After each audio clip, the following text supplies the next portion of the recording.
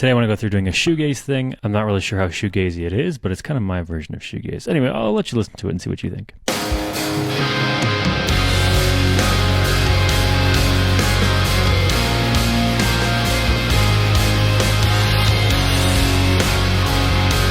So if you want to learn how to make a big rock song like that, stick around. Let's get into it. Okay, so first things first, we have a guitar. We're using air guitar plenty for this, and we have it transposed down -3.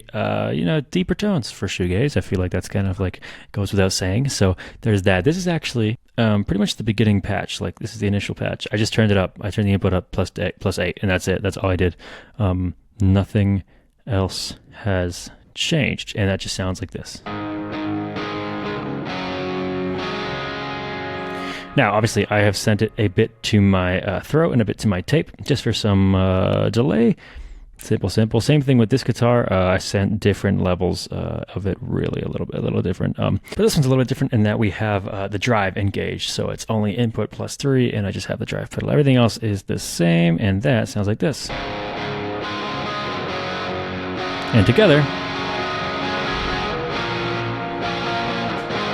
very simple, very basic patch. Next up, following along the basic kind of idea is we have just the basic Premier Rock patch. The only thing I changed was I increased this ambience ribbon right here because, shoegaze is spacey and roomy, so I just turned up that ambience, and that's really simple. That's all it. And then we just put this through a bus compressor. It's an SSL style thing, sort of. I think it actually is. I'm gonna assume it is. And that just sounds like this. If I take the compression off, it sounds like this. And so adding that compression has that little scoop in it. After the attack, you can see the attack is not really 0, it's 16 milliseconds. So there's like a little, like that. Anyway. And then obviously that's being sent to some reverb as well, being sent to a plate reverb. By the way, this plate reverb is a pure plate. The throw is a Valhalla delay, and the tape is a Valhalla delay, just in their respective kind of settings. So the tape would be a 1/8, and the throw would be 1/4. Real quick, this video is sponsored by all the stuff we do at Rangeway, like production, mixing, and mastering services. If you've got a demo or an idea for a song, send me a DM on Instagram, and maybe we can work together. Apart from that, if you do music production or you're learning music production, there's a free mixing guide, which has a masterclass, a general mixing guide, and an in-depth vocal mixing guide. And for everything else, like our presets or our sample kits, check out Rangeway Shop. And that's it for the drums. So that together with the guitar sounds like this. And now I feel like a majority of the tone or like the shoegaze kind of feel comes from this guitar, which is playing like a sus chord. I don't know what kind of sus chord, but it's just like, there it is. It's like a screeching, kind of like tearing kind of chord. Same sort of patch. We just have a archetype nollie. Actually, it's not at the same patch. It's an archetype nollie. It's with this cab, this amp, and some overdrive and overdrive 2 apparently. Some reverb engaged, and I didn't touch that. Didn't do anything else. And that sounds like this. It's also being sent to a room reverb. My room reverb, of course, is a Verb Suite Classics room reverb, room A from the 224 plate. You already know the plate, and then it's being sent to a nonlinear as well. The nonlinear is a Verb Suite as well, but it's the X16 patch, nonlin dark initial 295. And so without the sends, it sounds somewhat similar, but with the sends, got that room in there, so very useful. I also have this wild EQ curve, mainly just for this resonance. Pretty gnarly. And then I need some more high end, so I added some more of that. Even cut this a little more. I really just want like the tearing kind of metallic sound of that amp to just blend in with the two. I don't really need too much of the tone from it. And then next and lastly, really, we have this bass, which is a Contact Scarby pre-bass, as you can see here. And that's going into an amplitude patch. I believe, yeah, it's the SVX Pro. I also have this Ambassador pedal in it. Without it, it sounds pretty boring. It's still pretty heavy, but that adds like the grungy gnarliness. After that, we have a bass lane just to widen out, but it's not actually doing too much. It is only about 15% wide, focused on 300 hertz. And then we have an EQ, which I can no, actually I'll leave it. This is what the EQ looks like, just a duck at 450 and a low pass. And then Real Life, which is arguably the most important part of this bass patch. Without Real Life, sounds kind of like, I don't know, you can kind of tell like some dude in his room recorded it. With Real Life, sounds like a real bass track. So there we go. So now with all that together, it sounds like this. And by the way, the chord progression is the same.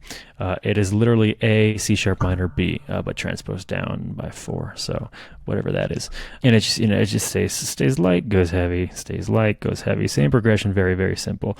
The drums, kind of simple too. We stay on the open hat here. And then for the verses, we have the hi-hat and the open hat. Bass thing plays the exact same thing. It is doubling up its notes in the chorus, and in the verse, it's just got the simple notes.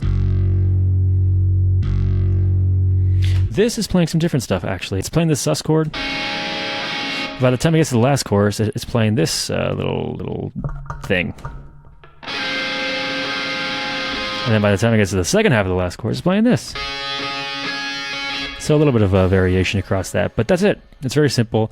On the main, we do have a virtual mix rack for some drive and some compression, or so for some EQ and some compression. Very light stuff, not too much going on there. We also have some EQ here.